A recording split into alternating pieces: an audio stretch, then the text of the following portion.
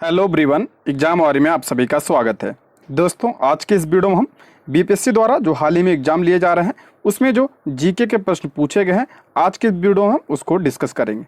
दोस्तों, इसमें class 6 to 8 TGT और लैंग्वेज में जो जीएस के प्रश्न बने हैं, इसमें सभी प्रश्न शामिल हैं। तो आप लोग अगर पीआरटी और 11-12 के एग्ज़ाम देने जा रहे हैं तो ये आपके लिए बहुत इंपॉर्टेंट है। तो चलिए शुरू करते हैं। आज का पहला प्रश्न है, बांग्लार माटी बांग्लार जल के लेखक कौन थे जो मूल रूप से 1905 में लॉर्ड कर्जन द्वारा बंगाल के विभाजन के खिलाफ एक विरोध गीत था और जिसके लिए पश्चिम बंगाल विधानसभा ने हाल ही में नए राज्य गान के रूप में एक प्रस्ताव पारित किया है। देखिए, ये करंट अफेयर से रिलेटेड है लेकिन इतिहास से जोड़ कर पूछा गया है। बांग्लार माटी और बांग्लार जल के लेखक कौन थे? तो इसका राइट आंसर हो जाएगा ऑप्शन बी, रविन्द्रनाथ टैगोर थे। ऑप्शन बी इसका करेक्ट आंसर हो जाएगा।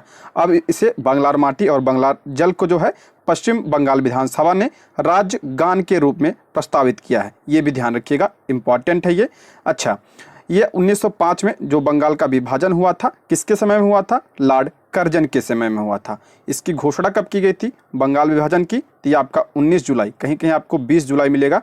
19 जुलाई 1905 को बंगाल विभाजन की क्या हुई थी? घोषणा हुई थी। और ये प्रभावी कब हुई थी बंगाल विभाजन? तो आपका 16 अक्टूबर 1905 को यह प्रभावी हुआ था। और अच्छा, बंगाल विभाजन के विरोध में जो है एक आंदोलन हुआ था, उसका नाम क्या था? स्वदेशी आंदोलन। स्वदेशी आंदोलन पूछा जा सकता है, ये किसके विरोध में? तो बंगाल विभाजन के विरोध में यह हुआ था। कब हुआ था इसकी शुरुआत? 7 अगस्त 1905 को स्वदेशी आंदोलन की शुरुआत हुई थी। और बंगाल विभाजन को रद्द कब किया गया था? तो 1911 में रद्द किया गया था दिल्ली दरबार में। ये सारे पॉइंट ध्यान रखिए गए, इससे प्रश्न बन सकता है। तो ऑप्शन बी इसका करेक्ट आंसर हो जाएगा। अच्छा, रविन्द्रनाथ टैगोर ने और क्या लिखा है? तो राष्ट्रगान, हमारा जो राष्ट्रगान है जन गण मन, वो भी किसने लिखा है? रविन्द्रनाथ टैगोर ने लिखा है। और एक प्रश्न और बनता है कि अमार शुमार बांग्ला जो है इसके लेखक कौन है? तो इसके भी लेखक जो है रविन्द्रनाथ टैगोर है, जो अब ये बांग्लादेश का क्या है? राष्ट्रगान है। ये सारे पॉइंट्स आप ध्यान रखिएगा, इंपॉर्टेंट है। ठीक है, आगे बढ़ते हैं। मानव अधिकार दिवस प्रतिवर्ष कब मनाया जाता है? मोस्ट इंपॉर्टेंट, मानव अधिकार दिवस प्रतिवर्ष कब मनाया जाता है? तो ये आपका 10 दिसंबर को मनाया जाता है। ठीक है, ऑप्शन बी इसका करेक्ट आंसर हो जाएगा। मानवाधिकार दिवस 10 दिसंबर को मनाया जाता है। अगला प्रश्न है, भारतीय राष्ट्रीय सेना यानी आईएनए के संस्थापक कौन थे? मोस्ट इंपॉर्टेंट है। तो इसका राइट आंसर हो जाएगा option B, captain Mohan Singh. Option B इसका राइट आंसर हो जाएगा। देखिए, सुभाष चंद्र बोस मत लगा दीजिए आप लोग, तो ऑप्शन बी इसका करेक्ट आंसर हो जाएगा। ठीक है, captain Mohan Singh, option B. Subhash Chandra Bose बाद में जो है इसके क्या बने थे? कमांडर बने थे। ठीक है, अगला प्रश्न है, ताना भगत आंदोलन संबंधित है। देखिए, ताना भगत आंदोलन इंपॉर्टेंट है ये। इसमें बीपीएससी ने जो है दलित आंदोलन आंसर दिया है, लेकिन इसका आंसर होगा आपका आदिवासी आंदोलन भी था ये और किसान आंदोलन था। मेरे हिसाब से उपयुक्त में से एक से अधिक होना चाहिए, लेकिन बीपीएससी ने जो है इसमें दलित आंदोलन दिया है। अभी जो दोबारा आंसर की आएगी तो उसमें जो है चेंज मिलेगा आपको। ठीक है, तो ये आपका आदिवासी आंदोलन मुख्यतः था। देखते हैं आंसर क्या मानता है बीपीएससी। तो ताना भगत आंदोलन की बात करें तो यह कब हुआ था? ये आपका 1914 से 1919 तक हुआ था। 1914 से 1919 तक ताना भगत आंदोलन हुआ था। ठीक है, कहाँ पे? छोटा नागपुर क्षेत्र में यह आंदोलन हुआ था। ठीक है, इसे उरांव ताना भगत आंदोलन के नाम से भी जाना जाता है। और इसकी शुरुआत किसने की थी? तो आपका जतरा भगत और तुरिया भगत ने जो है इसका नेतृत्व किया था। ये पॉइंट्स भी आप ध्यान रखिएगा। कब? 1914 से 1919 तक यह हुआ था। और ये कैसा था? आदिवासी आंदोलन था और किसान आंदोलन भी था ये। ठीक है, आगे बढ़ते हैं। किस राज्य में रक्षाबंधन को वृक्ष सुरक्षा दिवस के रूप में मनाया जाता है? ये भी इंपॉर्टेंट है, अक्सर एग्जाम में पूछा गया है ये प्रश्न। तो ये आपका बिहार में। ठीक है, ऑप्शन सी इसका राइट आंसर हो जाएगा। ठीक है, रक्षाबंधन को वृक्ष सुरक्षा दिवस के रूप में मनाया जाता है किस राज्य में? बिहार राज्य में। ठीक है, ऑप्शन सी इसका सही जवाब हो जाएगा। अगला प्रश्न है, निम्नलिखित में से किस राज्य में काली मिट्टी पाई जाती है? कई बार करा चुका हूं प्रश्न ये। काली मिट्टी जो है किस राज्य में पाई जाती है? तो ये आपका कर्नाटक में भी पाई जाती है, आपका ये गुजरात में भी पाई जाती है। तो इसका राइट आंसर हो जाएगा ऑप्शन डी, उपयुक्त में से एक से अधिक राज्यों में पाई जाती है ये। ऑप्शन डी इसका करेक्ट आंसर हो जाएगा। यानी काली मिट्टी ये आपका दक्कन के क्षेत्र में पाई जाती है, कर्नाटक, गुजरात, महाराष्ट्र में भी पाई जाती है। काली मिट्टी को और किस नाम से जाना जाता है? इसे रेगुर मिट्टी के नाम से भी जाना जाता है। और किस नाम से? कपासी मृदा के नाम से जाना जाता है, क्योंकि ये कपास के लिए उपजाऊ होती है। और किस नाम से? इसे स्वतः जुताई वाली मिट्टी भी कहा जाता है। स्वतः जुताई वाली मिट्टी भी कहा जाता है किसे? काली मिट्टी को। सारे पॉइंट ध्यान रखिएगा, इंपॉर्टेंट है। अगला प्रश्न, भारत में वनस्पति एवं जीवों की कितनी प्रजातियां पाई जाती हैं? भारत में वनस्पति एवं जीवों की कितनी प्रजातियां? देखिए सब एनसीईआरटी से प्रश्न बने हैं, तो इसका राइट आंसर हो जाएगा ऑप्शन ए। ऑप्शन ए इसका करेक्ट आंसर हो जाएगा। ठीक है।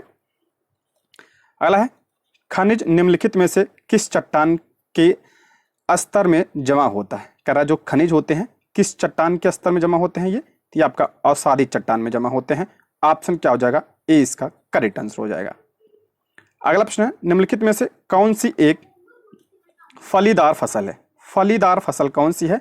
तो आपका ये दलहन हो जाएगी। ऑप्शन ए, दलहन जो है आपका फलीदार फसल है। अगला प्रश्न है, निम्नलिखित में से कौन से दो चरम स्थान पूर्व पश्चिम गलियारे से जुड़े हैं? ये कई सारे जो है शिफ्ट में प्रश्न बना है, तो इसको ध्यान रखिएगा। ये कराए दो कौन से स्थान जो पूर्व और पश्चिम गलियारे से जुड़े हैं? ये प्रश्न ज्योग्राफी 6 to 8 में भी प्रश्न बना है, तो इसको ध्यान रखिएगा। तो ये हो जाएगा आपका ऑप्शन सी, सिलचर और पोरबंदर। ठीक है, ऑप्शन क्या हो जाएगा? सी इसका करेक्ट आंसर हो जाएगा। सिलचर आपका पूर्व में है, पोरबंदर आपका ये पश्चिम में है। ठीक है, ऑप्शन।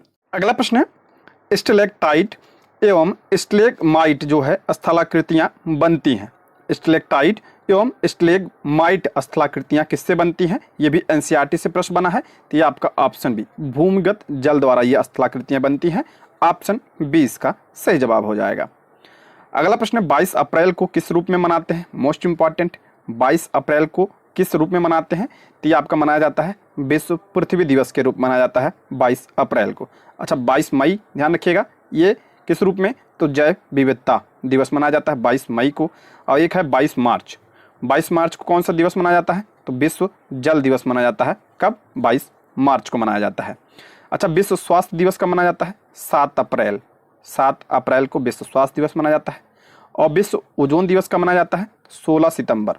16 सितंबर को विश्व ओजोन दिवस मनाया जाता है। अगला प्रश्न, भारत का स्थलाकृति मानचित्र किस संगठन द्वारा बनाया जाता है?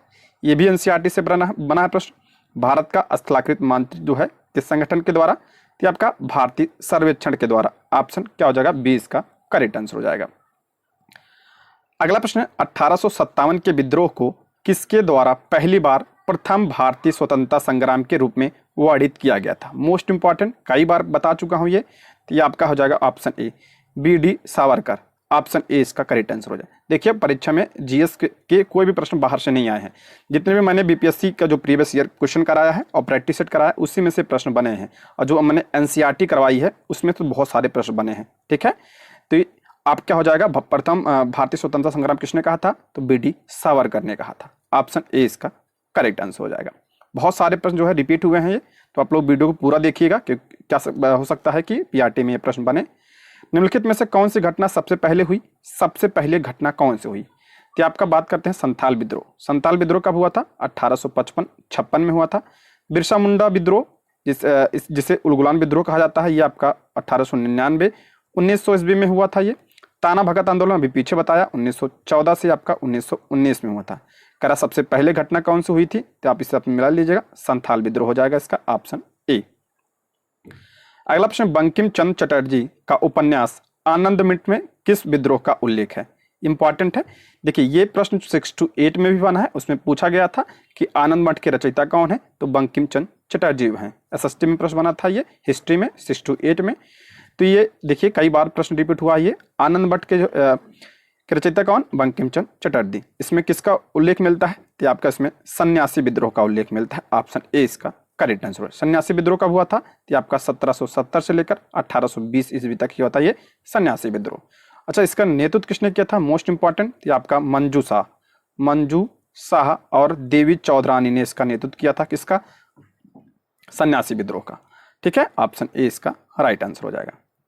अगला प्रश्न है, 1922 में आयोजित भारतीय राष्ट्रीय कांग्रेस के गया अधिवेशन के अध्यक्ष कौन थे? मोस्ट इंपॉर्टेंट, ये भी कई बार रिपीट हुआ है प्रश्न। 1922 में जो भारतीय राष्ट्रीय कांग्रेस का अधिवेशन हुआ था, कहाँ पे? गया में हुआ था। इसकी अध्यक्षता किसने की? तो आपका चित्तरंजन दास ने किया था। ऑप्शन ए इसका करेक्ट हो जाएगा। बहुत इंपॉर्टेंट है ये।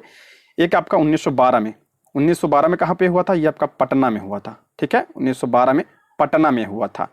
और इसकी अध्यक्षता किसने की थी? तो नरसिंह मधोलकर ने इसकी अध्यक्षता की थी। ये भी प्रश्न बना है तो इसको ध्यान रखिएगा।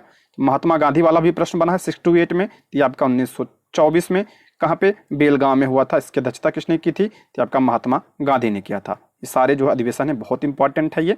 ठीक है, इसमें आपका टीजीटी पीजीटी हेडमास्टर और जो 6 to 8 के प्रश्न हैं सभी प्रश्न इसमें शामिल हैं।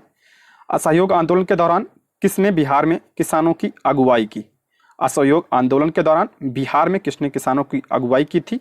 तो आपका स्वामी विद्यानंद ने किया था। असहयोग आंदोलन के दौरान, असहयोग आंदोलन कब शुरू हुआ था? 1920 में शुरू हुआ था। रद्द कब हुआ था? ये 1922 में रद्द हुआ था। ऑप्शन बी इसका सही जवाब हो जाएगा। अगला 1817 में कलकत्ता में हिंदू कॉलेज की स्थापना किसने? 1817 में कहाँ पे? कलकत्ता में हिंदू कॉलेज की स्थापना किसने? तो आपका ऑप्शन बी डेविड हेयर ने की थी। ऑप्शन बी इसका करेक्ट आंसर हो जाएगा। ठीक है, जोनाथन डंकन की बात करें, इन्होंने 1781 में कलकत्ता में मदरसे की स्थापना किया था। अगला 1817 में हिंदू कॉलेज की स्थापना किसने? वही प्रश्न है आपका डेविड हेयर ने। ऑप्शन बी इसका राइट आंसर हो जाएगा। ये इंपॉर्टेंट है। इनमें से किसने कहा था? ये भी बीपीएससी जो प्रीवियस ईयर प्रश्न कराया हूं उसमें प्रश्न बने हैं। कांग्रेस का महल लड़खड़ा रहा है और भारत में रहते हुए मेरी बड़ी महत्वाकांक्षा यह है कि मैं शांति के साथ इसे मरने में सहयोग दे सकूं। ये कथन किसका है? ये आपका लॉर्ड कर्जन का है। ये ऑप्शन सी इसका सही जवाब हो जाएगा। अच्छा, कांग्रेस की स्थापना कब हुई थी? 1885 में कांग्रेस की स्थापना हुई थी। ठीक है, किसके समय में? उस समय वायसराय कौन था? डफरिन था। कौन? डफरिन, ये पूछा जा सकता है। और किसने किया था? एओ ह्यूम ने किया था। एओ ह्यूम ने इसकी स्थापना की थी। और इसके पहले अध्यक्ष कौन थे? WC बनर्जी इसके पहले अध्यक्ष थे और पहले सचिव एओ ह्यूम पहले इसके सचिव थे। अगला, निम्नलिखित में से कौन सा युवा बलित पर्वत नहीं है? देखिए इंपॉर्टेंट है ये, 6 to 8 में बना है ये। युवा बलित पर्वत नहीं पूछ रहा है तो ये आपका हो जाएगा कौन सा नहीं है? तो आपका अरावली और अपलेशियन। ये कैसे पर्वत है? ये पुराने पर्वत श्रृंखला है। तो ये अपशिष्ट पर्वत का उदाहरण है। ठीक है, अपशिष्ट पर्वत का उदाहरण है। तो आपका ऑप्शन डी उपयुक्त में से एक से अधिक। और एंडीज जो है, एंडीज हिमालय वगैरह ये सब कैसे हैं? तो ये आपका वलित पर्वत है। बाकी अरावली अपलेशियन, अरावली आपका भारत में है, अपलेशियन आपका उत्तरी अमेरिका में है। ये कैसे हैं? तो अपशिष्ट पर्वत के उदाहरण है, यानी पुराने पर्वत है ये। तो ऑप्शन डी इसका राइट आंसर हो जाएगा। अगला, निम्नलिखित में से न्यून हिम रेखा है। न्यून हिम रेखा किसकी है? तो आपका अल्पास पर्वत। ऑप्शन क्या हो जाएगा? सी इसका करेक्ट आंसर हो जाएगा, उत्तरी अमेरिका। Option C. अगला प्रश्न, कर्क रेखा सर्वाधिक क्षेत्र आच्छादित करती है। कर्क रेखा सर्वाधिक क्षेत्र कौन सा? तो आपका मालवा का पठार हो जाएगा। Option B. कर्क रेखा भारत के बीचों बीच को गुजरती है लगभग। और कर्क रेखा किससे कहते हैं? 23.5 डिग्री उत्तरी अक्षांश को। भारत कितने राज्यों से गुजरती है? 8 राज्यों से होकर गुजरती है। ये जरूर ध्यान रखिएगा। ठीक है, अगला प्रश्न, कांटेदार जंगल नहीं पाए जाते हैं। कांटेदार जंगल नहीं पाए जाते हैं पूछ रहा है यहाँ पे। तो ये आपका कहाँ नहीं पाए जाते? तो आपका तमिलनाडु में नहीं पाए जाते। Option C. ये मैप से प्रश्न बना है, एनसीईआरटी के मैप से प्रश्न बना है। तो ऑप्शन सी इसका राइट आंसर हो जाएगा। ठीक है, कुछ लोग कह रहे थे इसमें इनमें से कोई नहीं, लेकिन तमिलनाडु होगा ये। ऑप्शन सी इसका करेक्ट आंसर। तमिलनाडु में कांटेदार जंगल नहीं पाए जाते हैं ये। बाकी कर्नाटक आंध्र प्रदेश में थोड़ा बहुत पाया जाता है, बाकी इस क्षेत्र में राजस्थान वगैरह में तो पाए ही जाते हैं। ऑप्शन सी इसका राइट आंसर हो जाएगा। ठीक है, आगे बढ़ते हैं हम। अगला प्रश्न है, किस राज्य में सबसे अधिक लेटराइट मिट्टी है? मोस्ट इंपॉर्टेंट है ये। लेटराइट मिट्टी किस राज्य में? तो आपका मेघालय में। देखिए, लेटराइट मिट्टी कहाँ पाई जाती है? जहाँ क्या होता है? ताप अधिक होता है। जहाँ पे ताप अधिक होता है और वर्षा भी क्या होती है? अधिक होती है, वहाँ पे क्या पाई जाती है? लेटराइट। जैसे आपका केरल वगैरह में है तो आपका केरल में पाया जाता है। तो अब थोड़ा पूर्वोत्तर भारत में यानी मेघालय में पाया जाता है। Option C. यहाँ बारिश अधिक होती है तो ताप और वर्षा अधिक होती है जहाँ पे, वहाँ पे लेटराइट मिट्टी पाई जाती है। Option C. अगला, हवा में नमी मापने के लिए निम्नलिखित में से किस उपकरण का प्रयोग किया जाता है? ये मोस्ट इंपॉर्टेंट है, ये भी प्रीवियस ईयर का प्रश्न है। तो ये आपका हवा में नमी, तो ये आपका किसके द्वारा? तो ये आपका हाइग्रोमीटर। ऑप्शन क्या हो जाएगा? सी इसका करेक्ट आंसर है। देखिए, ये हाइग्रोमीटर है। ठीक है, और हाइड्रोमीटर किससे नापा जाता है? इससे क्या नापा जाता है? तो आपका जल का घनत्व नापा जाता है। जल का घनत्व किससे? हाइड्रोमीटर से नापा जाता है। बाकी हवा में नमी हाइग्रोमीटर से, यानी आर्द्रता। निम्नलिखित में से कौन सी भूमध्य सागर से भारत के उत्तर पश्चिमी भाग की ओर चलती है? कौन जो है भारत के उत्तर पश्चिम भाग में चलती है? ये भी प्रश्न आ चुका है ये। ऑप्शन है पश्चिमी विक्षोभ। ऑप्शन ए इसका राइट आंसर हो जाएगा। जिसने भी जो है बीपीएससी का जो मैंने प्रीवियस ईयर प्रश्न कराया है, अगर उसको देखा होगा तो ये कोई भी प्रश्न जो है इसमें गलत नहीं हो सकता है। एक आध दो प्रश्न छोड़कर लगभग सारे प्रश्न जो है प्रीवियस ईयर के ही हैं। किसके नेतृत्व में संथाल विद्रोह 1855-56, ये ध्यान रखिएगा, संथाल विद्रोह कब 1855-56 में किसके नेतृत्व में हुआ था, ये मोस्ट इंपॉर्टेंट है ये। तो इसका करेक्ट आंसर हो जाएगा इनमें से कोई नहीं। ऑप्शन क्या हो जाएगा, ई इसका करेक्ट आंसर हो जाएगा, इनमें से कोई नहीं। किसके विद्रोह किसके नेतृत्व में हुआ था, तो ये आपका सिद्धो और कान्हू के नेतृत्व में आपका ये हुआ था संथाल विद्रोह। कब हुआ था, 1855 और 56 में। अगला प्रश्न, 5 मार्च 1931 को कौन सी महत्वपूर्ण घटना घटी, सभी को पता है 5 मार्च 1931 को क्या हुआ था, गांधी इरविन समझौता हुआ था। ऑप्शन ए इसका राइट आंसर हो जाएगा। ठीक है, ऑप्शन ए। गांधी जी गोलमेज सम्मेलन कौन से गोलमेज सम्मेलन में, दूसरे गोलमेज सम्मेलन में। कराची अधिवेशन कब हुआ था, 1931 में हुआ था कराची में। इसकी अध्यक्षता किसने, सरदार वल्लभ भाई पटेल ने इसकी अध्यक्षता की थी, ये ध्यान रखिएगा, मोस्ट इंपॉर्टेंट। अगला, बिहार यूथ लीग का गठन कब हुआ था, तो आपका बिहार यूथ लीग का गठन 1928 में। Option B. अगला प्रश्न है 6 अप्रैल 1930 को चंपारण में नमक सत्याग्रह का नेतृत्व किसने किया था। 6 अप्रैल 1930 में करा चंपारण में नमक सत्याग्रह का आंदोलन किसने किया था, नेतृत्व किसने किया था, तो बिपिन बिहारी वर्मा ने। किसने, बिपिन बिहारी वर्मा ने किया था। ऑप्शन क्या हो जाएगा, ऑप्शन हो जाएगा इसका ए इसका करेक्ट आंसर हो जाएगा। ठीक है, ऑप्शन ए इसका राइट आंसर हो जाएगा। ठीक, आगे बढ़ते हैं। अगला प्रश्न है, पूना समझौते पर हस्ताक्षर कब किए गए। पूना समझौता मोस्ट इंपॉर्टेंट है ये। पूना समझौता कब हुआ था, 24 सितंबर 1932 को हुआ था। Option A. किसके बीच हुआ था, महात्मा गांधी और डॉक्टर भीमराव अंबेडकर जी के बीच में। Option A. अगला, 1857 के विद्रोह में बिहार का नेतृत्व किसने किया था। 1857 के विद्रोह में बिहार का नेतृत्व बहुत बार ये बीपीएससी ने प्रश्न बना है, मैं पूछा है ये। ऑप्शन बी, बाबू कुंवर सिंह ने। ऑप्शन बी इसका राइट आंसर हो जाएगा। अगला, भारतीय राष्ट्रीय कांग्रेस के किस अधिवेशन में चंपारण समस्या का चर्चा का विषय बना। चंपारण जो है समस्या किस आंदोलन किस अधिवेशन में चर्चा का विषय बना था, तो ये आपका इनमें से कोई नहीं हो जाएगा। तो ये इसका राइट आंसर क्या होगा, 1916 में जो लखनऊ अधिवेशन हुआ था उसमें चर्चा का विषय बना था, और उसी में जो आपका राजकुमार शुक्ल ने मुलाकात की थी किससे, महात्मा गांधी से की थी, और वहां पे आने की बात कही थी। ऑप्शन ई, इनमें से कोई नहीं, 1916 होगा, ये ध्यान रखिएगा। अगला है, मशहूर नारा इंकलाब जिंदाबाद किसने दिया। देखिए मोस्ट इंपॉर्टेंट, इंकलाब जिंदाबाद, आप सभी कंफ्यूज होते हैं इसमें, इसके जो है किसने दिया था, ये आपका हसरत मोहानी ने दिया था। देखिए हसरत मोहानी ने दिया था, लेकिन इसको पॉपुलर किसने किया था, भगत सिंह ने इसे पॉपुलर किया था, इसलिए आप लोग भगत सिंह लगा देते हैं, लेकिन किसने दिया था, हसरत मोहानी ने। ऑप्शन सी इसका राइट आंसर हो जाएगा। अल्लाह, आज़ाद दस्तक की स्थापना किसने की। देखिए लैंग्वेज के प्रश्न है, जो लैंग्वेज इंग्लिश में ये जीएस के प्रश्न थे ये। तो आज़ाद दस्तक की स्थापना किसने, तो जयप्रकाश नारायण ने की थी। मोस्ट इंपॉर्टेंट है ये। जयप्रकाश नारायण जब पहले भारत छोड़ो आंदोलन के दौरान ये हजारीबाग जेल में कैद थे। पूछा जाता है किस जेल में, हजारीबाग जेल में। वहाँ से इन्होंने फरार हो गए थे, और उसके बाद आज़ाद दस्तक की स्थापना की थी। ठीक है, ऑप्शन बी। और इन्हें किस नाम से जाना जाता है, लोकनायक के नाम से जाना जाता है। किस नाम से, लोकनायक के नाम से।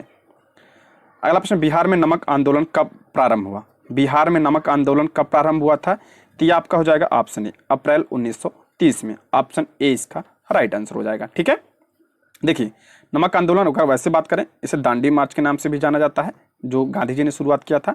ये कब हुआ था आपका, 12 मार्च 1930 को यह शुरू हुआ था। कब तक चला था ये, 5 अप्रैल 1930 तक यह चला था, और 6 अप्रैल को नमक कानून को तोड़कर गांधी ने सविनय अवज्ञा आंदोलन की शुरुआत की थी। ये सारे पॉइंट ध्यान रखिएगा। निम्नलिखित में से कौन भूकंप की गहनता नापने हेतु उपयोग में लाया जाता है। भूकंप की गहनता, देखिए आपका ये होगा रिएक्टर पैमाना, लेकिन जो है बीपीएससी ने इसका आंसर दिया है मरकली पैमाना। अभी जो है एक आंसर की और आएगी, उसमें आपका क्या पता है सुधार हो, ऑप्शन ए। ठीक है, आप इस पे जो है वो भी कर सकते हैं। ऑप्शन बी इसमें दिया है मरकली, लेकिन जो है आपका रिएक्टर पैमाना होगा, ऑप्शन ए। अगला प्रश्न, निच्छालन प्रक्रिया संबंधित है। निच्छालन प्रक्रिया संबंधित है किससे है, तो आपका उपयुक्त में से एक से अधिक हो जाएगा। भारी वर्षा से भी है, खनिज और मिट्टी से भी है। ऑप्शन डी इसका राइट आंसर हो जाएगा। अगला, भारत के कितने राज्यों की सामान्य सीमा यानी कॉमन बॉर्डर पाकिस्तान एवं बांग्लादेश के साथ है। देखिए ये भी थोड़ा डाउट में प्रश्न है। समान सीमा जो है, तो इसका राइट आंसर हो जाएगा इनमें से कोई नहीं। देखिए पाकिस्तान और बांग्लादेश के साथ कोई भी समान सीमा नहीं लगती है। ऑप्शन ई उसका राइट होना चाहिए, लेकिन बीपीएससी ने इसका जो है साथ दिया है, ये गलत हो जाएगा। ठीक है, ये सब क्या पता आपके नंबर बढ़े इन सब में। ठीक है, भारत का कौन सा राज्य मोटा अनाज का सबसे बड़ा उत्पादक है। मोटा अनाज का सबसे बड़ा उत्पादक वर्तमान में राजस्थान है, ऑप्शन ए। अला भारत का सबसे शुष्क स्थान का क्या है? सभी को पता होगा, ये मोस्ट इंपॉर्टेंट है, ये option C Jaisalmer, option C. निम्नलिखित में से कौन सी फसल जायद की फसल है? कॉमन प्रश्न है ये। जायद की फसल आपका तरबूज, ककड़ी, खीरा वगैरह सबका किसकी फसल होती है? तो आपका जायद की फसल होती है, ऑप्शन सी। अगला, मगध एवं अंग के मैदान निम्नलिखित में से किसके हिस्से? मगध एवं अंग के मैदान किसके हिस्से? तो आपका मध्य गंगा मैदान के हिस्से, ऑप्शन बी इसका राइट आंसर हो जाएगा। एनसीईआरटी क्लास 6 में ये प्रश्न है, ये ऑप्शन बी इसका राइट आंसर हो जाएगा। अगला प्रश्न है, हिमालयी भूरा भालू, एशियाई जंगली भैंसे, रेगिस्तानी लोमड़ी किसके उदाहरण है? तो ये आपका दुर्लभ प्रजाति के उदाहरण है, ऑप्शन ए इसका राइट आंसर हो जाएगा। अगला प्रश्न है, राजकुमार शुक्ला ने किस नेता को बिहार आने और उनके आंदोलन को नेतृत्व प्रदान करने के लिए राजी किया? ये मोस्ट इंपॉर्टेंट, बीपीएससी ने इसको बहुत बार प्रश्न पूछा है। ये प्रश्न ये बिहार के जितने भी एग्जाम है सब में ये कॉमन प्रश्न है। ये राजकुमार शुक्ला ने किसको किया था, बुलाया था? तो महात्मा गांधी को बुलाया था। किसको? महात्मा गांधी को बुलाया था। किसके लिए? 1917 में चंपारण आंदोलन हुआ था, उसके लिए बुलाया था, और गांधी जी ने वहां पे 1917 में अपना पहला सत्याग्रह शुरू किया था। तो हो जाएगा इनमें से कोई नहीं, ऑप्शन ई इसका राइट आंसर हो जाएगा। ठीक, इनमें से कोई नहीं। अगला प्रश्न है, इंडिया डिवाइडेड पुस्तक किसने लिखी है? तो ये आपका डॉक्टर राजेंद्र प्रसाद की पुस्तक है, इंडिया डिवाइडेड। ठीक है, ऑप्शन बी इसका राइट आंसर हो जाएगा। अगला प्रश्न है, 1915 में होम रूल लीग किसने प्रारंभ किया? होम रूल किसने? ऑप्शन बी एनी बेसेंट ने और बाल गंगाधर तिलक। एनी बेसेंट ध्यान रखिएगा, इनकी एक पत्रिका है कॉमनवेल्थ। कॉमनवेल्थ किसकी पत्रिका है? एनी बेसेंट की। और तिलक की बात करें हम, तिलक की कौन सी पत्रिका है? मराठा और केसरी। मराठा और केसरी किसकी है? आपका किसकी? तिलक की है। अगला प्रश्न है, इनमें से किस महिला ने बिहार में नमक सत्याग्रह में सक्रिय भाग लिया? तो सक्रिय भाग कौन लिया? देखिए, बीपीएससी ने इसका आंसर ऑप्शन डी दिया है, लेकिन इसके मेरे हिसाब से कुमार गौरी दास होना चाहिए, ये ऑप्शन सी, लेकिन बीपीएससी ने ऑप्शन डी दिया है। ठीक है, एक बार इसको आप लोग देख लीजिएगा, ऑप्शन डी इसका राइट आंसर हो जाएगा। अला, बंगाल एवं बिहार के नील कृषकों की दशा का वर्णन करते हुए नील दर्पण नाटक किसके द्वारा लिखा गया? मोस्ट इंपॉर्टेंट है ये, कई सारे प्रश्न बने हैं इसमें, कई सारे शिफ्ट में। ये नील दर्पण नाटक किसके द्वारा लिखा गया है? तो आपका दीन बंधु मित्र के द्वारा लिखा गया है, ऑप्शन सी इसका राइट आंसर हो जाएगा। किस पर आधारित था? ये आपका नील विद्रोह पर आधारित था। किस पर? नील विद्रोह पर। नील विद्रोह कब हुआ था? 1859 में हुआ था ये। इसका नेतृत्व किसने किया था? दिगंबर विश्वास और विष्णु विश्वास। कौन? दिगंबर विश्वास और विष्णु विश्वास ने इसका क्या किया था? नेतृत्व किया था। मोस्ट इंपॉर्टेंट, इसको ध्यान रखिएगा, ये प्रश्न कई सारे शिफ्ट में बने हैं, तो ये इंपॉर्टेंट है, पीआरटी में भी पूछा जा सकता है। ठीक है, किसने 1913 में अनुशीलन समिति की एक शाखा की स्थापना पटना में की? तो ये आपका सचिंद्र सन्याल ने, ऑप्शन ए। अगला प्रश्न, भारतीय राष्ट्रीय कांग्रेस का गया अधिवेशन किस वर्ष में हुआ था? गया अधिवेशन आज देखिए पीछे प्रश्न आ चुका है, ये तो आपका 1922 में हुआ था। और किसकी अध्यक्षता, इसकी अध्यक्षता किसने? तो CR दास ने इसकी अध्यक्षता, यानी चित्तरंजन दास ने इसकी अध्यक्षता की थी। मोस्ट इंपॉर्टेंट, ध्यान रखिएगा, बार बार बता रहा हूं मैं, ऑप्शन क्या हो जाएगा? ए इसका करेक्ट आंसर हो जाएगा। ठीक है, अगला प्रश्न है, राष्ट्रवादियों के दैनिक समाचार पत्र द इंडियन नेशन का प्रकाशन कब प्रारंभ हुआ था? द इंडियन नेशन का प्रकाशन कब प्रारंभ हुआ था? तो इसका राइट आंसर हो जाएगा आपका ऑप्शन बी, 1931 में। ऑप्शन बी इसका राइट आंसर हो जाएगा। ठीक है, ऑप्शन बी इसका करेक्ट आंसर हो जाएगा। आगे बढ़ते हैं, बंगाल एवं बिहार के नील कृषकों की दशा का वर्णन करते हुए नील दर्पण नाटक किसने लिखा? अभी बताया, दीनबंधु मित्र। ऑप्शन सी इसका राइट आंसर हो जाए। ये वही प्रश्न रिपीटेड है, यहाँ से नया प्रश्न। ठीक है, राष्ट्रवादियों के दैनिक समाचार पत्र द इंडियन नेशन का प्रकाशन कब? तो आपका 1931 में। अगला प्रश्न, निम्नलिखित देशों में से किसकी भारत के साथ सबसे लंबी सीमा है? सभी को पता है, ये टीजीटी का प्रश्न है, टीजीटी में प्रश्न बना है जीके में। तो किसके साथ सबसे लंबी सीमा भारत साझा करता है? बांग्लादेश। लगभग कितना? 4096 किलोमीटर की सीमा साझा करता है। और सबसे कम किसके साथ साझा करता है? तो अफगानिस्तान के साथ सबसे कम 106 किलोमीटर की। अलग अलग प्रश्न है, निम्नलिखित नगरों में से कौन सा नगर कर्क रेखा के उत्तर में अवस्थित है? मोस्ट इंपॉर्टेंट है ये, कर्क रेखा के उत्तर में। ये राजधानियां दिया है, तो उत्तर में दी है आपका कौन सा हो जाएगा? Aizawl, option B. देखिए, जो कितने राज्यों से गुजरती है? 8 राज्यों से। 8 राज्यों की जो राजधानी है उसमें आपका राजस्थान की जो राजधानी है जयपुर, और आपका मिजोरम, ठीक है, मिजोरम, और आपका त्रिपुरा। ठीक है, तो ये इन सब की राजधानी क्या है आपका? तो मिजोरम की राजधानी अगरतला और त्रिपुरा की राजधानी आइजोल। और राजस्थान की जयपुर। तो इन तीनों की राजधानी आपका उत्तर में है, ठीक है, उत्तर में अवस्थित है कर्क रेखा के। बाकी सबकी राजधानी जो है तो आपका नीचे अवस्थित है। बस आप 3 ध्यान रखिएगा ये, ठीक है, और बाकी और सारे नीचे। निम्नलिखित नदियों में से सबसे बड़ा जल ग्रह किसका है? तो आपका हो जाएगा पुन्नानी नदी, ऑप्शन बी। अगला प्रश्न, थारनवेट की योजना के अनुसार पूर्वी बिहार की जलवायु किस प्रकार की है? तो पूर्वी जलवायु की बिहार की जलवायु किस प्रकार? तो C2 प्रकार की है, ऑप्शन ए इसका राइट आंसर हो जाएगा। अगला प्रश्न है, मोटा अनाज को चमत्कारिक अनाज और भविष्य की फसल कहा जाता है, क्यों?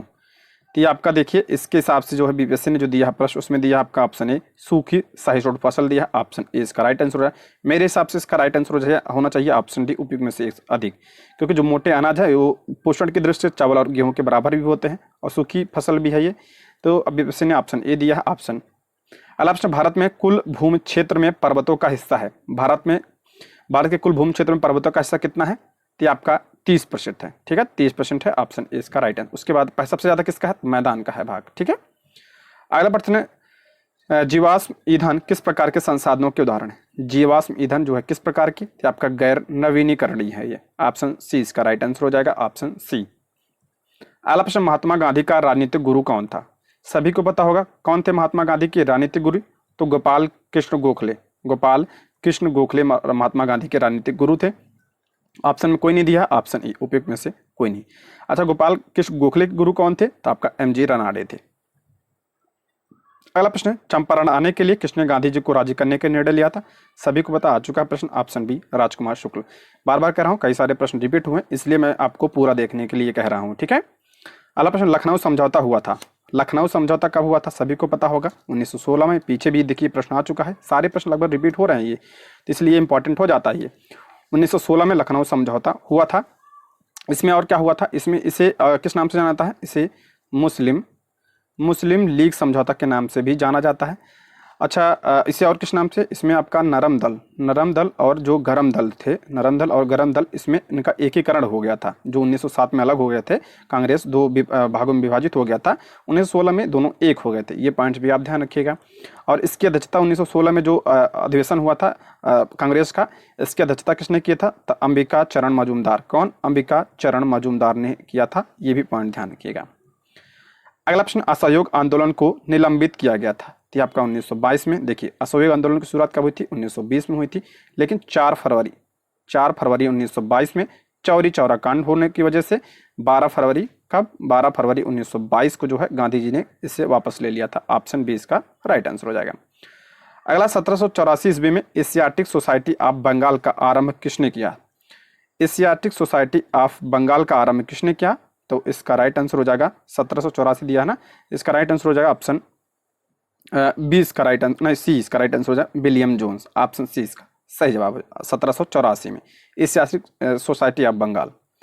अला 1912 में पटना में होने वाले भारतीय राष्ट्रीय कांग्रेस के अधिवेशन के अध्यक्ष कौन थे? 1912 में जो पटना में आपका भारतीय राष्ट्रीय कांग्रेस का अधिवेशन हुआ था, उसके अध्यक्ष कौन थे? ते थे ऑप्शन ए आर्यन मधोलकर थे। ऑप्शन ए इसका राइट आंसर है, इंपॉर्टेंट है, इसको ध्यान रखिएगा। अगला प्रश्न है, 1942 के आंदोलन में लोगों ने सिया राम सिंह की अगुवाई में कहां पर राष्ट्रीय सरकार की स्थापना की घोषणा की? तो आपका किया था भागलपुर में। ऑप्शन बी इसका राइट आंसर हो जाएगा भागलपुर, ठीक है। अगला प्रश्न, 1857 के विद्रोह के दौरान ब्रिटिश सेना के किस सेनापति को कुंवर सिंह के विरुद्ध भेजा गया था? कुंवर सिंह के विरुद्ध किसको भेजा गया था? तो आपका जो है मेजर विलियम टेलर और बेसेंट आयर को भेजा गया था। तो इसमें ऑप्शन में कोई नहीं है, तो ऑप्शन ई इसका राइट आंसर हो जाए, इनमें से कोई नहीं। बाकी कैंपेबल की बात करें, इसे जो है लखनऊ और कानपुर फैजाबाद का जो विद्रोह हुआ था उसमें जो है दबाने के लिए भेजा था, और सर ह्यूरोज को जो है आपका झांसी के विद्रोह को दबाने के लिए भेजा गया था, ठीक। अगला प्रश्न, शिक्षा के माध्यम से लोकतंत्र के संरक्षण और सुदृढ़ीकरण को विकसित करना किस आयोग का उद्देश्य? तो ये आपका हो जाएगा ऑप्शन ए कोठारी आयोग, जो 1964-66 में। ऑप्शन ए इसका राइट आंसर हो जाएगा। अगला प्रश्न, भारतीय सैनिकों ने अपने अफसरों पर बिहार के किस हिस्से में गोली चलाई और आक्रमण किया? तो ये आपका हो जाएगा संथाल परगना में। ऑप्शन ए इसका सही जवाब हो जाएगा। अला विशाख दत्त रचित मुद्रा राक्षस किसके काल पर प्रकाश डालती है? मुद्रा राक्षस किसकी है? तो आपका विशाख दत्त की रचना है। तो किसके काल पर प्रकाश डालती है? तो चंद्रगुप्त मौर्य। ऑप्शन सी इसका राइट आंसर हो जाएगा। अगला, आग्नेय चट्टानों का निर्माण होता है।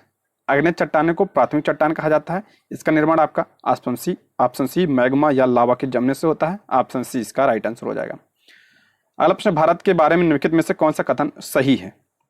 मोस्ट इंपॉर्टेंट है ये। भारत का कुल भौगोलिक क्षेत्रफल 3.187 मिलियन वर्ग किलोमीटर है। गलत है। भारत कितना है? 32,87,263 वर्ग किलोमीटर। यह विश्व का छठा सबसे बड़ा देश है। नहीं, छठा नहीं, 7वां है। भारत की मुख्य भूमि का समुद्री तट 6700 किलोमीटर है। नहीं, 6100 किलोमीटर है। तो आपका ऑप्शन ई, उपयुक्त में से कोई नहीं, इसमें कोई सही नहीं है। ऑप्शन ई इसका राइट आंसर हो जाएगा।